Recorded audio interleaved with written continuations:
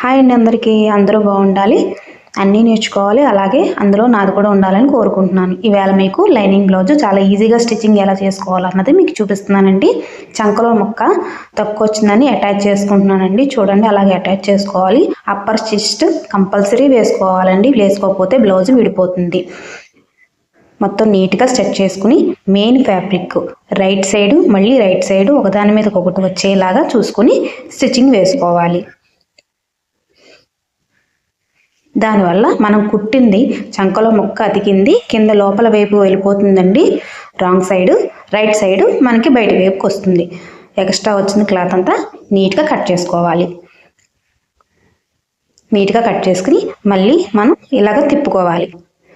Upper stitch వేసుకోవాలి. నీట్గా వేసుకోవాలండి. మనకి ఎడ్జెస్ వరకు రావాలి స్టిచ్చింగ్. మనం ప్రాక్టీస్ మీద ఉంటుందండి.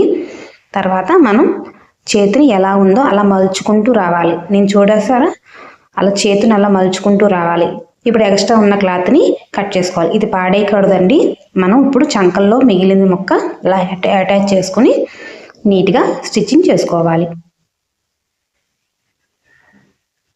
నిట్టింగ్ మళ్ళీ అప్పర్ చెస్ట్ కంపల్సరీ వేసుకోవాలండి. అలాగే రెండో వైపు కూడా కదలకుండా వేసుకోవాలి. ఈ సైడ్ కూడా వేసుకోవాలండి. అలాగే కొత్తగా చూసిన వాళ్ళు ఎవరైనా సరే నా ఛానల్ని సబ్స్క్రైబ్ చేయండి, లైక్ చేయండి, షేర్ చేయండి.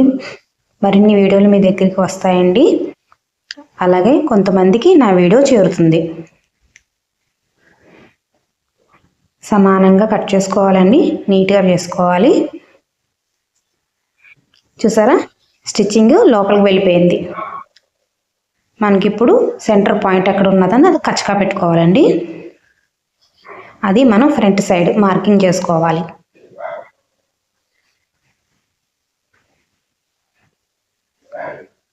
అది ఎక్స్ట్రా ఉన్నది కటింగ్ చేసుకుని నీట్గా చేసుకోవాలండి. చేసుకుని నాకు చీరకి బార్డర్ వచ్చిందండి. బార్డర్ని 2 సకాలు చేసుకుని దాని సెంటర్ పాయింట్ పెట్టుకుని అటాచ్ చేసుకోవాలి. స్టిచ్చింగ్ కూడా నీట్గా ఉండాలండి.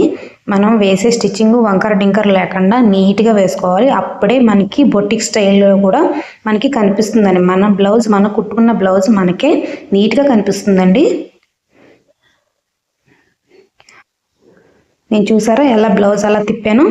కానీ ప్రాక్టీస్ ఉండాలండి, మోర్ ప్రాక్టీస్ ఉండాలండి. నేను గమ్ముతో అటాచ్ చేసుకున్నానండి. నేను గమ్ముతో ఎలా అటాచ్ చేసుకుంటున్నదని ఫర్దర్ వీడియోలో మీకు చెప్తానండి. ఇలాగా నేను డాట్స్ మార్క్ చేసినట్టుగా స్టిచ్చింగ్ చేసుకోవాలి. దీనివల్ల గమ్ముతో అంటించడం వల్ల ఫాస్ట్గా అవుతుందండి బ్లౌజు స్టిచ్చింగ్ కూడాని. 3వ డాట్ కూడా వేసుకోవాలి. వేసుకుని 3 వేళ్లతోటి మనం డాట్ని నిలబెట్టాలండి. అప్పుడైతేనే మనం కప్పు సైడ్ ఎలా వచ్చిందన్నది మనకు తెలుస్తుందండి. అలా చూసుకోవాలి. చూసుకుని మనం రెండో సైడు డాట్ వేసుకున్నప్పుడు ఇలా మార్క్ చేసుకోవాలి. చేసుకోవడం వల్ల మనకి సెంటర్లో ఉన్న డాటు రెండిట్లకి కూడా ఒకే ప్లేస్లో వచ్చేలాగా మనం మార్క్ చేసుకోవాలి. అప్పుడు మనం హెచ్చు తగులు లేకుండా డాట్స్ నీట్గా వస్తాయండి.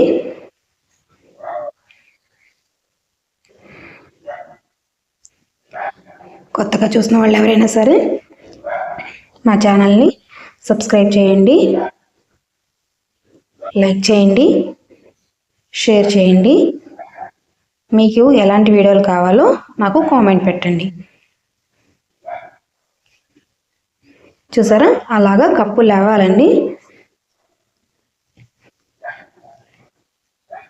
ఇప్పుడు మనకి షేప్ బెల్ట్, దానికి కూడా నేను గమ్ముతో అటాచ్ చేసుకున్నానండి. మెయిన్ ఫ్యాబ్రిక్కి వేరే ఫ్యాబ్రిక్ తీసుకుని దాన్ని రెండింటిని జాయిన్ చేస్తున్నాను. అంటే మనకి దల్సర కావాలంటే కనీసం మనం 3 ఫ్యాబ్రిక్లను జాయిన్ చేసుకుంటే కనుక మనకి ఫ్యాబ్రిక్ దల్సరగా వస్తుందండి. ఇప్పుడు హెచ్చు తగులు లేకుండా నీట్గా కట్ చేసుకుని పక్కన పెట్టుకోవాలి. ఇప్పుడు బ్లౌజ్కి బ్యాక్ సైడ్ పట్టి వేసుకోవాలండి. వేసేసాను ఆల్రెడీ. వేసిన దాన్ని అప్పర్ చెస్ట్ స్టిచ్చింగ్ వేస్తున్నాను.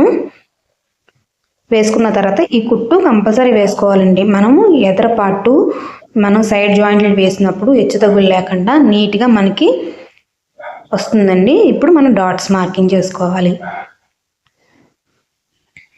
మార్కింగ్ చేస్తున్నామండి. మార్కింగ్ చేసిన తర్వాత మనకి మడత పెట్టుకుని కరెక్ట్గా పొజిషన్లో పట్టుకోవాలండి. మనం షోల్డర్ని సమానంగా పెట్టుకోవాలి. మనం షోల్డర్ వేసినప్పుడు చూసారా, మెడకి 1 ఇంచ్ మార్క్ చేసి పెట్టుకున్నాను. కానీ అది సూదుపాటంగా రావాలండి. మనం వెనకాల వేసే డాటు సూదుపాటంగా రావాలి. పైన పట్టుకునేటప్పుడు కొంచెం లావుగా పట్టుకున్నా మనం బ్లౌజ్ చివరికి వచ్చేటప్పటికి మనం పెన్సిల్ ముక్కులాగా సూదుపాటంగా రావాలి. వస్తేనే వెనకాల సైడు నీట్గా కనిపిస్తుంది. మనం భుజం జారకుండా కూడా ఉంటుందండి. కొంచెం మందంగా వేసినా అది భుజం జారడం కానీ అలాంటివి జరుగుతుంది. ఇప్పుడు మనం షేప్ బెల్ట్ వేద్దాం. షేప్ బెల్ట్ వేసినప్పుడు చూడండి, ఒక పొర తీసేసి 2 పొరలు పట్టుకొని స్టిచ్చింగ్ వేసుకోవాలి. ఇంకో విషయం ఏంటండి, ఇందులోని మనం సాగదీయకుండా పట్టుకోవాలండి రెండిటిని కూడాను. నేను ఆల్రెడీ ముందే చెప్పాను, బ్లౌజ్ కుట్టేటప్పుడు చాలా స్మూత్గా పట్టుకోవాలండి. బ్లౌజ్ని పట్టుకొని కుట్టాలి. అలా గీసుకునండి. ఇప్పుడు మనం షేప్ బెల్ట్ని మడత పెట్టాలి. ఇప్పుడు నేను చూపించిన విధంగా మడత పెడితే కనుక మీకు ఈజీగా బ్లౌజ్ స్టిచ్చింగ్ అవుతుందండి. అదే కాకుండా పర్ఫెక్ట్గా వస్తుంది స్టిచ్చింగ్ కూడాను. మనం కుట్టు వేసేటప్పుడు కూడా చివరికి వేసుకోవాలండి కుట్టు నీట్గా, వంకర డింకర లేకుండా, లేకపోతే ఫ్రంట్ సైడ్ చిరాగ్గా కనిపిస్తుంది.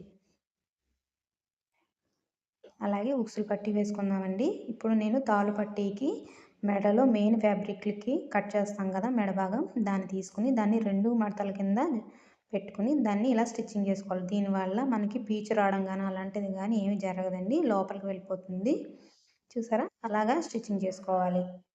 చేసుకొని నేను చూపించిన విధంగా అలా మడత పెట్టి స్టిచ్చింగ్ చేసుకోవాలి. దీనివల్ల నీట్గా వస్తుందని ఫినిషింగ్. అలాగా అప్పర్ స్టిచ్ కూడా వేసుకోవాలి. స్టిచ్చింగ్ వేసుకొని మనకి ఎక్స్ట్రా వచ్చింది కూడా మనం కట్ చేసుకోవాలి.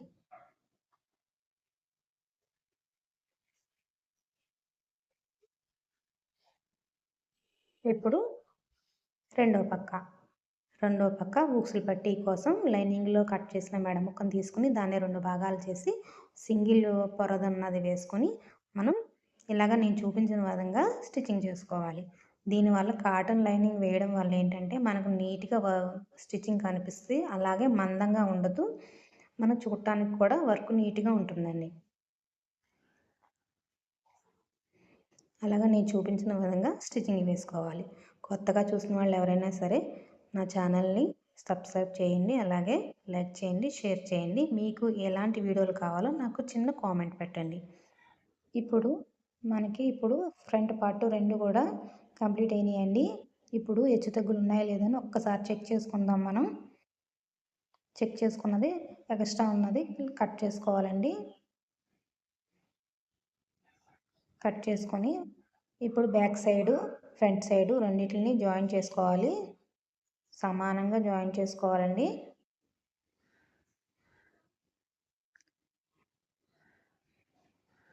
అలా సమానంగా జాయిన్ చేసుకుని రెండో స్టిచ్ కూడా వేసుకోవాలండి కంపల్సరీ. నేను ఓవర్లాక్ తీసుకుని వచ్చానండి. ఇప్పుడు మనకి ఫ్రంట్ సైడు మెడకి పట్టీ వేసుకోవాలి. నేను చూపించిన విధంగా పట్టీ పెట్టుకుని సాగదీయకుండా మనకి పట్టీ వేసుకోవాలండి. మనం మెడ దగ్గర ఉన్న ఓవర్లాక్ చేసింది బ్యాక్ సైడ్ వచ్చేలాగా పెట్టుకోవాలండి. లేకపోతే ఎదరికి లాగేస్తుంది. లాగకుండా ఉండాలంటే కనుక మనకి అది కుట్టు వెనక్కి బ్యాక్ సైడ్ వచ్చేలాగా పెట్టుకోవాలి. ఇలాగా స్టిచ్చింగ్ చేసుకోవాలి. ఇప్పుడు నేను చూపించిన విధంగా సాగదీయకుండా స్టిచ్చింగ్ చేసుకోవాలండి. చూసారా, నేను చూపిస్తున్నాను కదా, అలా బ్యాక్ సైడ్ మడత పెట్టుకుని మనకి స్టిచ్చింగ్ చేసుకోవాలి. మెడ దగ్గర జాగ్రత్తగా వేసుకోవాలండి, లేకపోతే సాగిపోతుంది. ఇప్పుడు మనం చిన్నగా ఘాట్లు పెట్టుకోవాలి. ఇది ఎందుకంటే మనం మెడ నీట్గా తిరగడానికి రౌండ్ దగ్గర నీట్గా పెట్టుకోవాలండి. పెట్టుకొని మనకి మెడ మీద పట్టి మళ్ళీ మడత పెట్టి వేసుకోవాలి. సేమ్ అదే కుట్టు మీద వచ్చేలాగా చూసుకోవాలండి. పట్టి మీదే వచ్చి రావాలి మనకి కుట్టు. చూపిస్తున్నాను కదా, అలా పట్టి మీదే రావాలి. అలా రావడం వల్ల మెడ బాగా తిరుగుతుంది. అలాగే మనం చేతి పని చేసినప్పుడు కూడా నీట్గా కనిపిస్తుంది. మీకు చెప్పాను కదా, కట్ చేయడం ఒక వంతు అయితే స్టిచ్చింగ్ చేయడం మరో వంతు. మనం కట్ చేయడం ఎంత నీట్గా కట్ చేస్తే అంత బాగా స్టిచ్చింగ్ కూడా వస్తుందండి. స్టిచ్చింగ్ ఎంత బాగా వస్తే మన బ్లౌజ్ కూడా అంత బాగా కుదురుతుంది. చూసారా, స్టిచ్చింగ్ చేసినప్పుడు జాగ్రత్తగా స్ట్రైట్గా వచ్చేలాగా కుట్టు చూసుకోవాలండి, లేకపోతే వంకర డింకలు వస్తుంది. ఇప్పుడు కట్ చేసుకోవాలి. ఇప్పుడు ఎక్స్ట్రా వచ్చిన క్లాత్ని మనం ఎలా కట్ చేసుకోవాలో చూపిస్తున్నాను చూడండి. కత్తిరిని పొడుగు పెట్టి కట్ చేయడం వల్ల మనకి ఎక్స్ట్రా ఉన్న క్లాత్ని ఇలా కటింగ్ అయిపోతుంది. ఇది కట్ చేసుకోకపోతే మనం చేతి పని చేసినప్పుడు మనకి చాలా ఇబ్బంది అయిపోతుందండి. అందుకని మనం ముందే కట్ చేసుకోవాలి.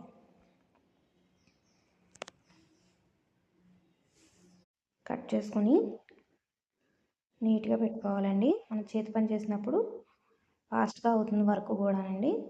ఇప్పుడు మనం హ్యాండ్స్ అతుక్కుందాం. హ్యాండ్స్ అతికినప్పుడు చూడండి, మనం మార్క్ పెట్టుకున్నాం కదా, ఆ మార్క్ పెట్టుకుని ఫ్రంట్ సైడ్ పెట్టుకోవాలి. ఇప్పుడు మనం ఖర్చుగా పెట్టుకున్న ప్లేసు, అలాగే మనం వర్క్ చేసుకున్నది ఉన్నది ఫ్యాబ్రిక్ని పట్టుకొని సమానంగా పట్టుకొని మనకి మార్కింగ్ ఖర్చుగా పెట్టుకున్న ప్లేస్కి వచ్చిందా లేదా అని ఒకసారి చెక్ చేసుకోవాలండి. అది చూసారా, నేను చెక్ చేసుకున్నాను. చెక్ చేసుకుని మనం స్టిచ్చింగ్ వేసుకోవాలి. ఆ రెండు మార్కుని కలవడం వల్ల ఏంటంటే మనకి చంక రౌండ్గా బాగా తిరుగుతుందండి. అలాగే మనకి నీట్గా స్టిచ్చింగ్ కూడా నీట్గా వస్తుంది.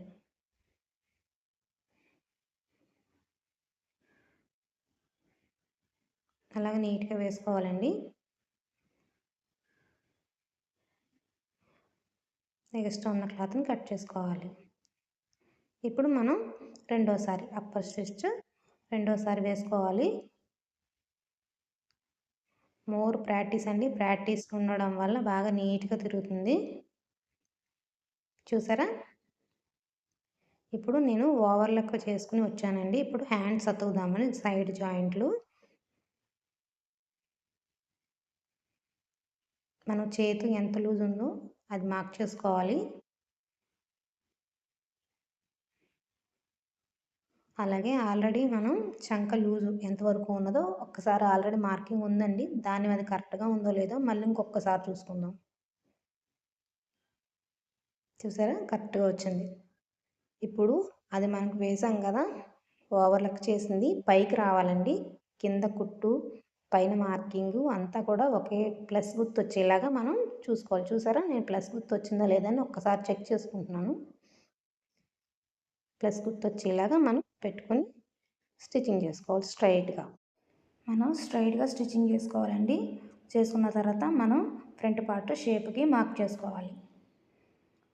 అలా మార్క్ చేసుకుని ఫ్రంట్ బ్యాక్ సైడ్ కూడా మనం మార్క్ చేసుకున్నాం కదా స్ట్రైట్గాని, అవి రెండింటిని జాయింట్ చేసి స్ట్రైట్గా స్టిచ్చింగ్ వేసుకోవాలి.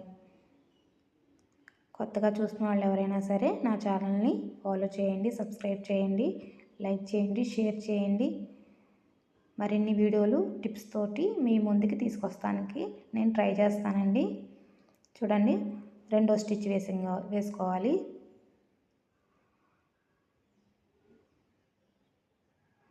మూడో